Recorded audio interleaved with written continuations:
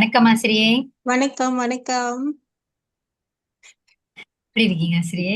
நல்லா இருக்கேன். தயாரா வந்துட்டீங்களா? சொல்லுங்க.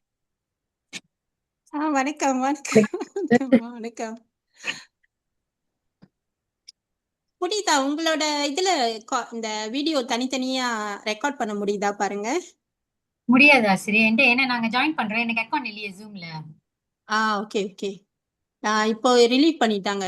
அன்னைக்கு வணக்கம் வணக்கம். வணக்கம் ஆசிரியர். ஐயா திருமாவளவனை அறிஞ்சிட்டாரு. வணக்கம் ஐயா. வணக்கம் வணக்கம் வணக்கம். பயமா தான் இருக்கு. அறிஞர்கள்லாம் அறிஞ்சிருக்காங்க. சரி, நீங்களே இப்படி சொன்ன எப்படி ஆசிரியை பேச? பயப்படலாம் தேவையில்லை. நீங்க செய்வது எங்களுக்கு தான் ரொம்ப மகிழ்ச்சி, பேர்வோப்பு. பார்க்க தான், பாராட்டவும் ஊக்கப்படுத்தவும் தான் வந்திருக்கோம். நன்றி நன்றி. தவறுகள் இருந்தா மன்னிச்சுக்கோங்க ஐயா. அதுக்கு ஐயோ, முதல்ல அம்மா, அதெல்லாம் தேங்க்யூ அக்கா, அப்படிலாம் முன்னாடியே நினைக்காதீங்க. சொல்லிட்டீங்க. அதெல்லாம் ஒண்ணும் நினைக்காதீங்க. உங்களில் ஒருவராக எண்ணி நீங்க படைங்க. அதெல்லாம் ஒரு பட்சமும் வேண்டாம். சரிங்க ஐயா, ரொம்ப நன்றிங்க ஐயா. எனக்கு தான் பயமா இருக்கு. ஐயோ.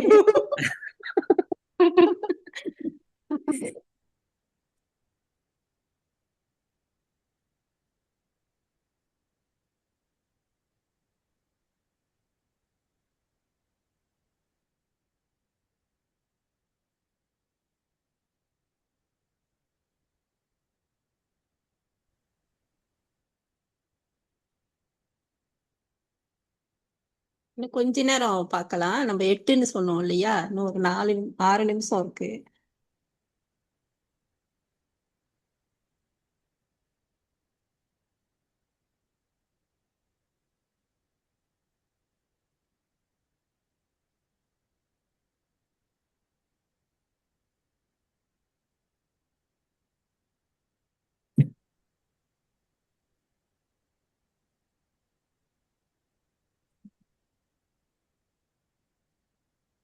இறைவாழ்த்து பாடிடலாமா? இல்லைன்னா இறைவாழ்த்து பாடிடுவோம். சரிங்க ஆசிரியர். ஓகே. அகர முதல முதல எழுத்தெல்லாம் ஆதி பகவன் முதற்றே உளது கற்றதனாய பயனென் கொள்வாளறிவன் நற்றாக்குழாயெனின் மலர்மிசை ஏகினா மானடி செய்தார் நிலமிசை மீது வாழ்வார் வேண்டுதல் வேண்டாமே இளநடி சேர்ந்தார்க்கு யாண்டும் இடம்பே இளம் இருள் சேர் இருவினையும் சேரா இறைவன் பொருள் சேர் புகழ் புரிந்தார் மாட்டு பொறிவார் ஐந்து வித்தான் பொய்தீர் ஒழுக்க நெறி நின்றார் நீடு வாழ்வார் தனக்குமே இல்லா தான் தாழ் சேர்ந்தார் கல்லால் மனக்கவலை மாற்றல் அரிது அறவாளி அந்தணன் தாழ் சேர்ந்தார் கல்லால் பிறவாளி நீந்தல் அரிது பொழில் பொறியில் குணமிடவின் குணத்தான் தாளை வணங்கா தலை பிறவி பெருங்கடல் நீந்துவர் நீந்தார் இறைவன் அடி சேராதார். நன்றி நன்றி நன்றி.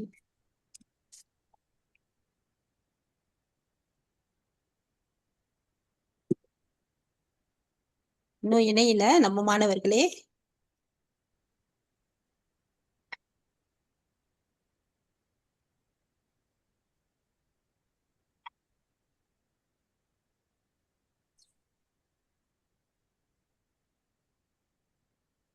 நான் வாட்டினாலும் கொஞ்சம் படபடப்பா இருக்குங்க சொல்லி. என்ன அத்தனை பேர் முன்னாடி கோர்ட்ல எல்லாம் நீங்க இருந்துட்டீங்க. நஜீப் பாலக்கே பாத்துட்டீங்க. அது தொழில் தொழில் சரி, அதுக்கெல்லாம் அச்சம் படக்கூடாது இல்ல.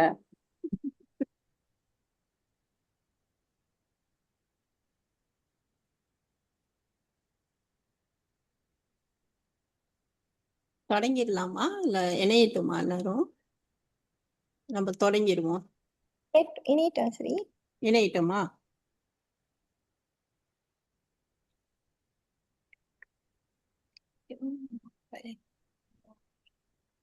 குணா வந்து இணையறேன்னாரு. இணைஞ்சிருக்காரு அவரு. வந்துட்டாரு. ஓகே, நம்ம தொடங்கிடுவோம்.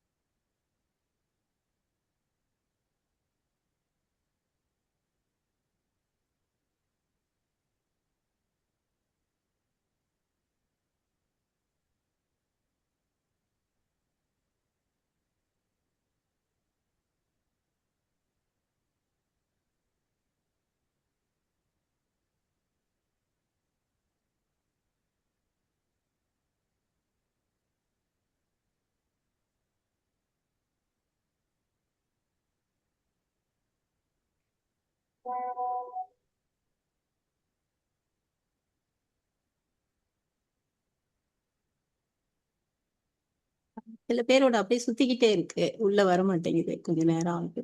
வணக்கம்மா. வணக்கம் வணக்கம்.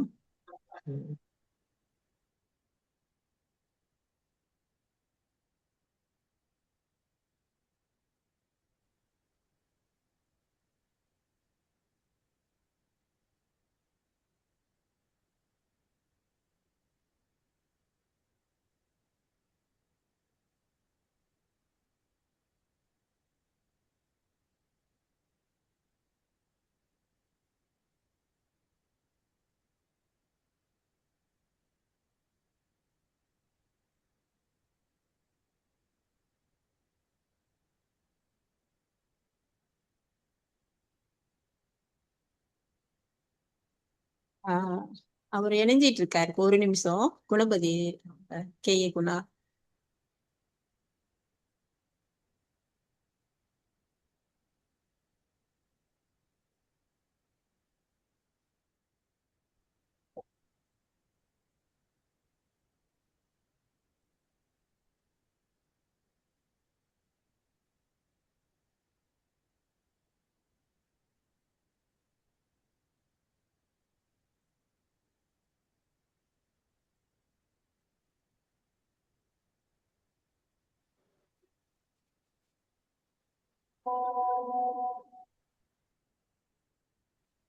ஆசிரியர் வணக்கம் ஆசிரியர். எனக்குமே தெரியாது. என் சார் கிட்ட கேட்டேன். அப்ப சார் சொல்றாரு, நீங்க வந்து புது லிங்க் ஒண்ணு இது பண்ணாதான் அது போஸ்ட் வந்து வெளியாகுன்றாரு. ஓகே, இப்ப ரெக்கார்ட் ஆயிட்டு இருக்கு. சரி வசந்தி, நிகழ்ச்சி ஓடுது.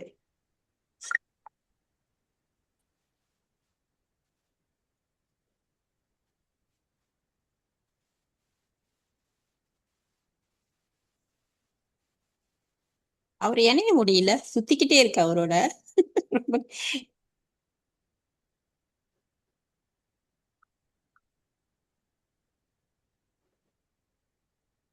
இப்ப மழை காலமா இருக்குங்க. ரொம்ப நேரமா அவரோட சுத்துது. Internet problem. ஜாயின் அப்படின்னு இருக்கு. திரும்ப வெளியாயிட்டு வந்தாருன்னா நினைக்கிறேன் ஜாயின் பண்ணலாமே. அதுக்கப்புறம் வர்றவங்க எல்லாம் இணையறாங்க, அவர் மட்டும் உள்ள வர முடியல. கேட்டு பார்ப்போம் என்னன்னு.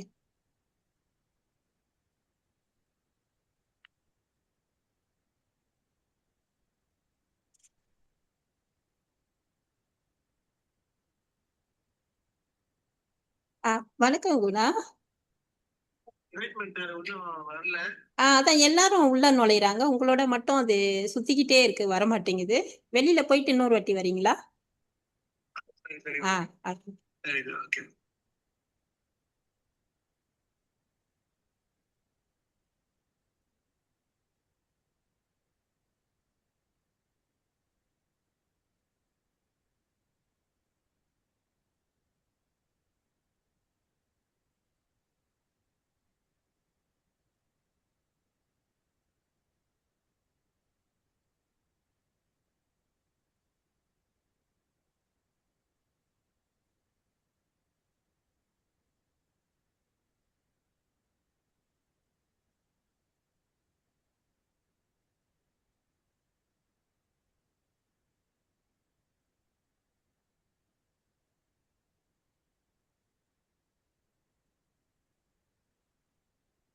ஆ வந்துட்டேன். ஓகே, நிகழ்ச்சியை தொடங்கிடலாம். அனைவருக்கும் வணக்கம். வணக்கம். வணக்கம். ஓகே. இந்த நிகழ்ச்சியில வந்து உளவியல் கல்வியாளர் திரு கே.ஏ. குணா அவர்கள், அப்புறம் மற்றும் தமிழின் பெருமையும் இலக்கியத்தின் ஆழத்தையும் உலகறிய செய்ய அரும் பணியாற்றி வரும் தமிழறிஞர் ஐயா ரா. திருமாவளவன் அவர்கள் தலைமையேற்று நம்முடன் இணைந்திருப்பது இந்த நிகழ்ச்சிக்கு பெரும் பெருமை. உண்மையிலேயே உங்கள் வருகை எங்கள் மாணவர்களுக்கு ஊக்கமும் வழிகாட்டுதலும் வழங்குவதோடு உங்கள் அனுபவம், இலக்கிய அறிவு இந்நிகழ்ச்சியை மேலும் சிறப்பிக்கும் அப்படின்றதுல எங்களுக்கு ரொம்ப நம்பிக்கையா இருக்கு. எனவே இந்நிகழ்ச்சி சிறப்பிக்க வந்துள்ள மதிப்புக்குரிய அறிஞரையும் சிறப்பு விருந்தினரையும் மற்றும் தமிழ் இலக்கிய ஆர்வலர் அனைவரையும் இதயம் கனிந்த அன்புடன் வரவேற்கிறோம். தமிழின் பெருமையை உலகறிய செய்த நம் முன்னோர்களின் பாதையில் இன்று நாம் ஒன்று கூடியுள்ள இந்த இனிய தருணம் மிக சிறப்பானது. இலக்கிய சிந்தனை என் பார்வையில் பத்திரை என்னும் தலைப்பில் நடைபெறும் இந்நிகழ்ச்சி ஒரு சாதாரண நிகழ்ச்சி அல்ல, இது நம் சிந்தனையை தூண்டும் ஒரு அறிவு பயணம். ஐம்பெரு காப்பியங்களில் குண்டலிகேசி எனும் காப்பியத்தின் தலைவி பத்திரையின் வாழ்க்கையை மாணவர்கள் இக்கால சமுதாய சூழலுக்கு ஏற்ப தங்கள் சிந்தனை கருத்துக்களை வழங்கும் ஒரு அரிய வாய்ப்பை இந்த நிகழ்ச்சி வழங்குது. பேச்சாளர்களாக பங்கேற்கும் ஒவ்வொரு மாணவருக்கும் எனது மனமார்ந்த பாராட்டு. இந்த நிகழ்ச்சியின் மூலம் மாணவர்கள் தங்களது சிந்தனையை தன்னம்பிக்கையோட வெளிப்படுத்தி தமிழின் இனிமை, ஆழம் இதெல்லாம் வந்து உணர்த்த போறாங்க அப்படின்னு ரொம்ப மகிழ்ச்சியா இருக்கு. புதுசா வந்திருக்கவங்களுக்கு வந்து இந்த பத்திரை அப்படின்னா யாரு அப்படின்றத நம்ம வந்து ஒரு சுருக்கமான ஒரு முன்னுரையை வந்து நம்ம கொடுத்துடலாம். பத்திரை நம்ம ஐம்பெரும் காப்பியங்கள், அந்த ஐம்பெரும் காப்பியத்தில் ஒரு காப்பியம் வந்து குண்டலிகேசி, இதை எழுதினவர் நாதகுப்தனார். இந்த பத்திரை அப்படின்ற கதையை வச்சு கருணாநிதி பிற்காலத்துல ஒரு திரைப்படம் கூட வெளிவந்திருக்கு. அந்த கதை அப்படியே இல்லை, கொஞ்சம் மாற்றம் செஞ்சு அந்த திரைப்படமா கூட வந்திருக்கு, மந்திரகுமாரி அப்படின்னு சொல்லிட்டு. பார்த்துருப்பீங்க, வாராய் வாராயின்னு சொல்லி கொண்டு போயிட்டு மேல இருந்து தள்ளி விட்டுருவாங்க. அந்த கதையை பார்த்துருப்பீங்க.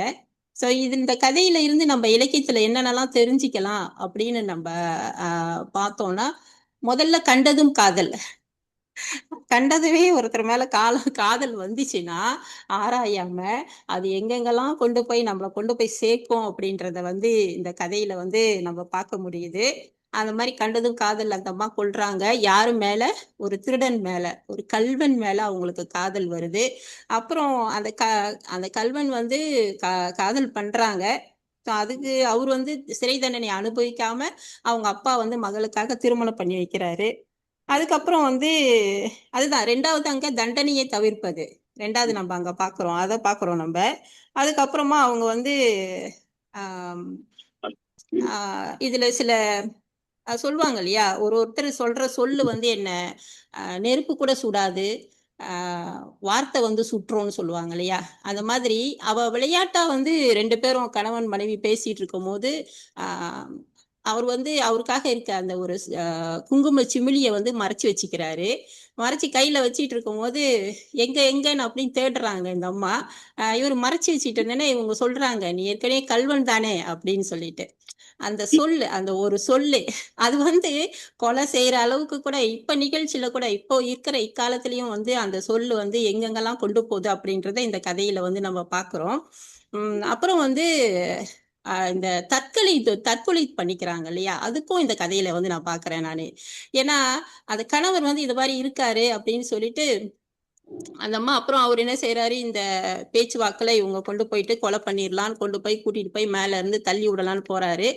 அங்க போயிட்டு இந்த அம்மா அவரு தள்ளி விடுறதுக்கு முன்னாடி இவங்க தள்ளி விட்டுறாங்க. தன் கொல்லியே முன் கொல்லி அப்படின்னு சொல்லுவாங்க. அந்த மாதிரி வந்து நீ என்ன கொல்றதுக்கு முன்னாடி இந்த இடத்துல வந்து அந்த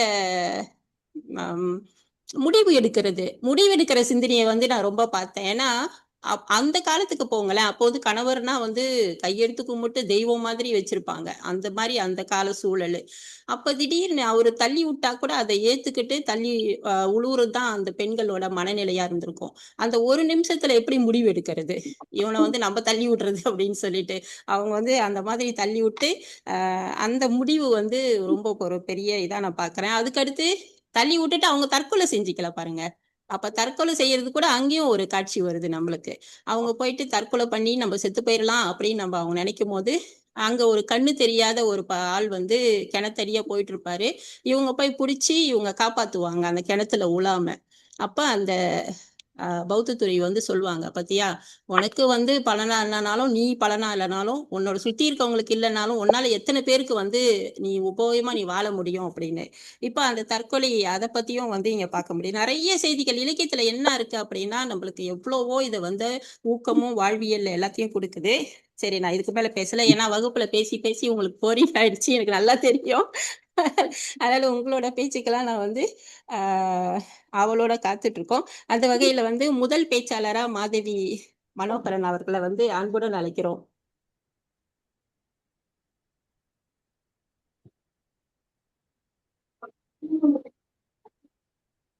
மாதவி.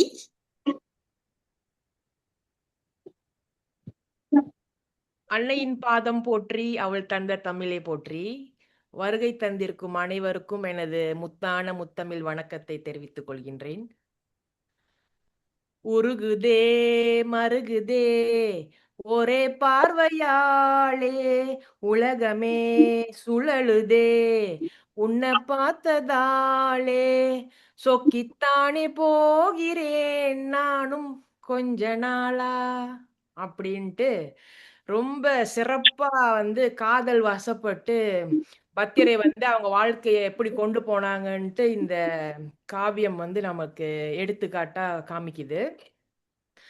அந்த அடிப்படையில பத்திரையோட அதாவது குண்டலகேசியோட குணாதிசயத்தை நம்ம பார்த்தோம்னா, அவங்களோட முதல் பருவத்துல வந்து அவங்க கண்டதும் காதல் அப்படின்னு சொல்லிட்டு காதல் வசப்படுறாங்க.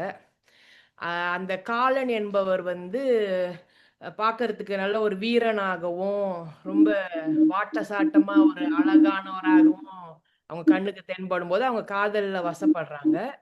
அவர் வந்து ஒரு திருடன் என்று தெரிந்தும் வந்து எனக்கு அவரு தான் வேணும்னு அவங்க அப்பா கிட்ட அடம் பிடிக்கிறாங்க. அடம் பிடிச்சு அவர திருமணமும் பண்ணிக்கிறாங்க. ஆனா, அதுக்கப்புறம் அவங்களோட அந்த காதல் வாழ்க்கை, அந்த திருமண வாழ்க்கை வந்து அவங்க நெனச்சபடி போல.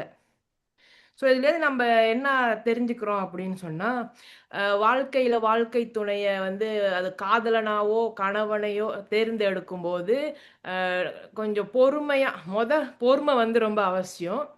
என்ன ஏதுன்னு தெளிவா தெரியணும். அவங்களோட குணாதிசயம், அவங்களோட குடும்ப வரலாறு எல்லாத்தையும் கொஞ்சம் நிதானமா தெளிவா உட்காந்து அத என்ன சொல்லுவாங்க, அத பத்தின விஷயத்த வந்து ஆழமா தெரிஞ்சுக்கிட்டு, அப்புறமா வந்து கல்யாணம் பண்ணணும், காதலிக்கணும் அப்படின்ட்டு இந்த கதை மூலமா நம்மளுக்கு தெரிய வருது. இப்ப இருக்கிற காலகட்டத்துல இந்த Facebook, Instagram அந்த மாரில வந்து நம்ம பிள்ளைங்க ரொம்ப சுலபமா வந்து இந்த மாரி அழகுல மயங்கிர்றாங்க. அவங்க பிடிச்சி போகிற ஒரு ஃபோட்டோலையோ இல்லை அவங்க ஆடி பாடி போடுற ஒரு வீடியோலையோ பார்த்து மயங்கிடுறாங்க. இப்போ இன்றைக்கே காதலிச்சு நாளைக்கே கல்யாணம் பண்ணணுன்ற ஒரு நிலைமையும் இப்போ வந்து இருக்குது. ரொம்ப எல்லாம் அவசர உலகமாயிருச்சு. அப்போ அந்த காலத்தில் பத்திரை எப்படி இருந்தாங்களோ அதே மாதிரி இப்போ நிறைய பத்திரைகள் வந்து உலாவிக்கிட்டு தான் இருக்கிறாங்க. அது வந்து அவ்வளோ ஒரு ஆரோக்கியமான செயல் இல்லை. இப்போ உள்ள பெண்கள், இள வயசு பெண்கள் வந்து கொஞ்சம் பொறுமையா நிதானமா வந்து இந்த ஒரு வாழ்க்கை முடிவை கையாளணும்ன்ட்டு இந்த கதாபாத்திரம், அதாவது பத்திரியோட அந்த ஆரம்ப காலம் வந்து நம்மளுக்கு வந்து விளக்குது. இன்னொரு விஷயம் வந்து இந்த ஆண்கள் வந்து இப்ப இந்த காலத்து பெண்கள் எப்படின்னா, அவர் வெளியில எப்படி அந்த பையன் வெளியில ஒரு ரவுடியா இருப்பான், அடிப்பான், பெரியவங்களுக்கு ஒரு மரியாதை கொடுக்க தெரியாதவனா இருப்பான், யாரையும் மூஞ்சில அடிச்ச மாதிரி பேசுறவனா இருப்பான். ஆனா அவங்க கிட்ட மட்டும் ரொம்ப அன்பா பாசமா அவங்க கண்ணுக்கு ஒரு இளவரசனா வந்து தெரிவான். அப்ப அவங்க சொல்லுவாங்க, என் காதலை வந்து நீங்களாம் புரிஞ்சுக்க மாட்டீங்க, அவர் எனக்கு நல்லவர் தான் அப்படின்னு வந்து இந்த காலத்து பிள்ளைகள் வந்து சொல்றாங்க. ஆனா என்ன ஒண்ணு தெரிஞ்சுக்கணும்னா, ஒருத்தவங்க வந்து வெளியில எப்படி அவங்களோட குணாதிசயத்தை காட்டுறாங்களோ அதுதான் அவங்களோட உண்மையான குணாதிசயமா இருக்கும். என்னைக்குமே இப்ப இங்க கொஞ்ச நாள் இனிப்பா பேசிட்டு கொஞ்சம் சலிச்சு போனோம்னா இவங்களையும் வந்து அதே மாதிரி கெட்ட வார்த்தைகள் பயன்படுத்துறதோ அடிக்கிறதோ வந்து அவங்க செய்யறதுக்கு அதிகமான வாய்ப்பு இருக்கு. அது வந்து இக்காலத்து பெண்கள் வந்து கொஞ்சம் புரிஞ்சுக்கணும். அடுத்தபடியா பெற்றோர் வந்து ஏதாச்சும் ஒரு விமர்சனம் சொன்னாங்கன்னா, வேணாம், சரி வராது அப்படின்னு சொன்னாங்கன்னா, பிள்ளைங்க கொஞ்சம் காது குடுத்து கேட்கணும். என் காதுல புரிஞ்சுக்க மாட்றீங்க, புரிஞ்சுக்க மாட்றீங்க அப்படின்னு சொல்லி பொதக்குழியில போய் உழுவக்கூடாது. ஏன்னா பெரியவங்களுக்கு வந்து நெறைய ஒரு அனுபவம்லாம் இருக்கும். இப்ப இந்த கதையிலயும் பார்த்தோம்னா, பத்திரியோட அப்பா வேணாம், அவன் ஒரு திருடன் அப்படின்னு சொல்றாரு. ஆனா அவங்க வந்து கேட்கல. அடம்பிடிச்சு அவங்க தான் வேணும்ன்ட்டு மரண தண்டனைக்கு போனவனையே கூட்டிட்டு வர சொல்லி கல்யாணம் பண்ணிக்கிறாங்க. ஆனா அவங்க வாழ்க்கை வந்து நெனைச்ச மாரி போல. ஸோ இது ஒரு விஷயம். அப்ப வந்து இந்த பத்திரை அவங்க செஞ்ச முதல் தவறு வந்து காதலை அறிவுக்கு மேலே வைத்தது. யோசிக்காம வந்து காதல் தான் பெருசு அப்படின்ட்டு அவங்க செஞ்சது வந்து அது சரியான ஒரு பாதைக்கு அவங்கள கொண்டு செல்லல. ஸோ அதுக்கப்புறம் இந்த கதையில பார்த்தோம்னா, இவர் வந்து என்ன பண்றாரு, காலன். அவங்க கல்யாணம் பண்ண அவர் வந்து காலன். அந்த கள்ளன் தான் அந்த காலன். அவர் வந்துட்டு அவரு இவங்களுக்கு திருமணம் செஞ்சனால அவரால திருடவும் வந்து சரியா முடியல. அவர் வேலைய அவரால செய்ய முடியல.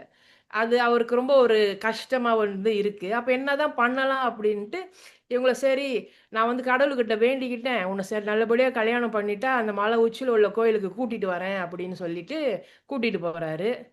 அங்க போயிட்டு அவங்கள உன்னை கொல்ல போறேன், நீ ஒரு தொந்தரவா இருக்கேன்னு தள்ளி விட வந்து பார்க்குறாரு. அந்த சூழ்நிலை, அது ஒரு இக்கட்டான சூழ்நிலை. உயிர் போற ஒரு சூழ்நிலை. அங்க வந்து இந்த பத்திரை வந்து சுதாரிச்சுக்கிறா. பத்திரைய அவங்க ஆரம்ப காலத்துல காதல் வயப்பட்டது, கண்மூடித்தனமா காதலிச்சது தப்புதான். ஒரு தப்பு செஞ்சுட்டா. ஆனா அந்த தப்புனால ஒரு விளைவு வருது. ஆபத்தான ஒரு விளைவு வருது. உயிரே போது. அந்த நேரத்துல வந்து, "ஐயோ! உங்கள இவ்ளோ காதலிச்சேனே! என்ன இப்படி பண்ணிட்டீங்களே! ஐயோ! என் மேல பாசம் இல்லையா? என்ன இது பண்ண மாட்டீங்களா? என்ன மன்னிச்சு விட மாட்டீங்களான்னு" கெஞ்சி கதறாம, அந்த ஒரு கணம், அந்த ஒரு ஆபத்தான நிலைமையில நம்ம எப்பயுமே பார்த்தோம்னா, நம்மளுக்கு வந்து ரொம்ப வந்து பயமாயிரும், பதட்டமாயிரும். மூளைலாம் அப்படியே நின்னு போயிரும், யோசிக்க முடியாம.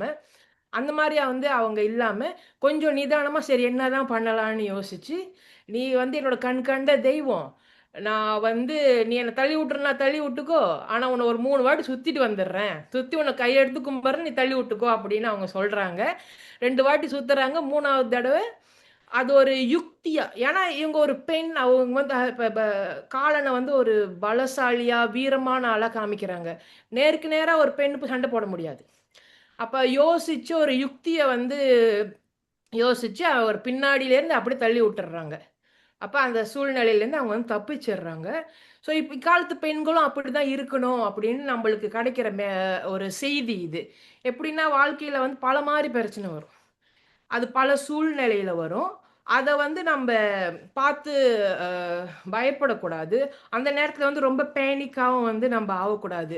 நம்ப எதிரியோட பலவீனம் எதுன்னு கொஞ்ச நேரம் ஒரு கவனிக்கணும். எப்படி வந்து இந்த பிரச்சனையிலேருந்து மீண்டு வரலாம் அப்படின்னு சொல்லி. அப்ப வந்து அந்த மாரி செஞ்சோம்னா, நம்ப வந்து பல பிரச்சனையிலிருந்து மீளலாம். அவங்க அந்த கொஞ்ச நேரம் யோசிச்சு என்ன பண்ணலான்னு அவங்க யோசிச்சனால தான் வந்து அவங்க சாகல. இல்லைன்னா ஒண்ணு அவர் கண்டிப்பா அவர் வந்து தள்ளி விட்டு கொண்டு இருப்பாரு. ஏன்னா இப்ப மேபி அவங்க கிட்ட சண்டை போடுற வலு இருந்திருக்காது. அந்த மாதிரி. ஸோ இப்ப இக்காலத்து பெண்கள் வந்து இந்த விஷயத்த வந்து இது பண்ணிக்கணும். இந்த மாதிரி கதைகள்லாம் வந்து நம்மளுக்கு ஏன்னா பல விஷயம் நம்மளுக்கு தெரியும் வாழ்க்கையில. இப்படி கதைகளை படிக்க படிக்க திரும்பி திரும்பி நம்மளுக்கு நினைவூட்டுது. வாழ்க்கையை வந்து எப்படி நடத்தணும், ஒரு பெண்கள் வந்து எப்படி பல சூழ்நிலையில எப்படி பல சூழலை எதிர்கொள்ளணும் அப்படின்ட்டு நம்மளுக்கு இதெல்லாம் வந்து காமிக்குது. அடுத்தபடியா பார்த்தோம்னா, இக்காலத்துல இப்ப இருக்கிற பெண்களுக்கு பாதுகாப்புன்றது ரொம்ப முக்கியம். அப்ப தனிமையில எங்கேயாச்சும் போறாங்க அப்படின்னு சொன்னா, ஒண்ணு தற்காப்பு கலைய கத்து வச்சுக்கணும், இந்த காலத்து பெண்கள். அப்படி இல்லைன்னா திடீர்னு ஒரு அவசரம் நடக்குது.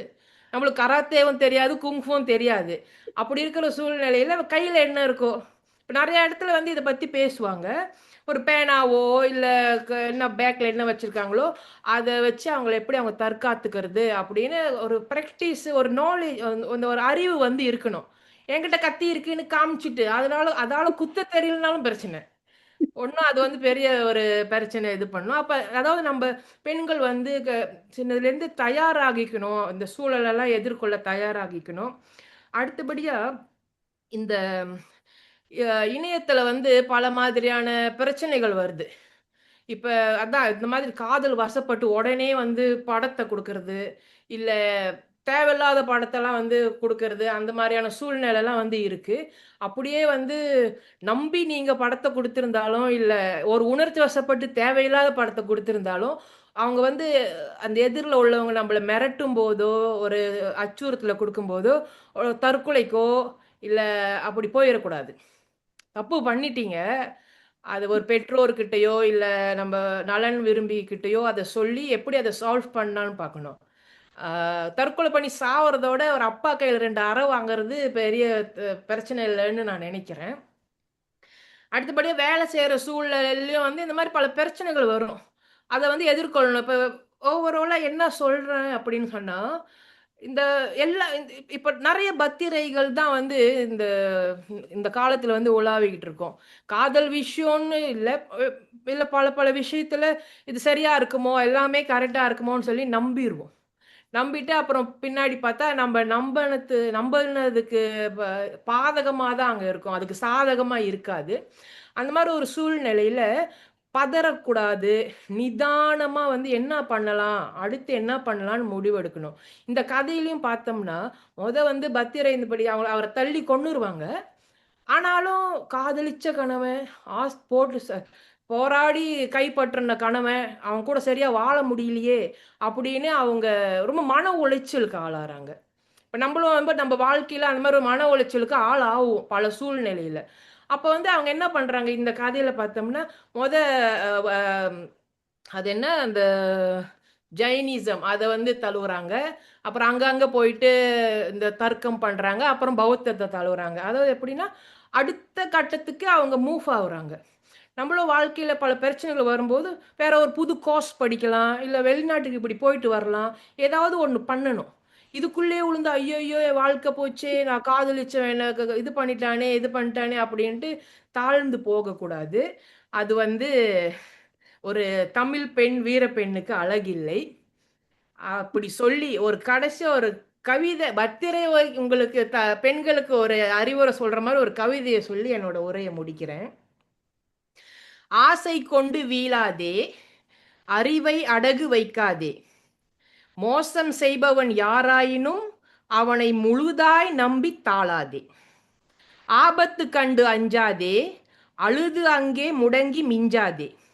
சமயோசித புத்தி கொண்டிடு, சதியை சாமர்த்தியமாய் வென்றிடு.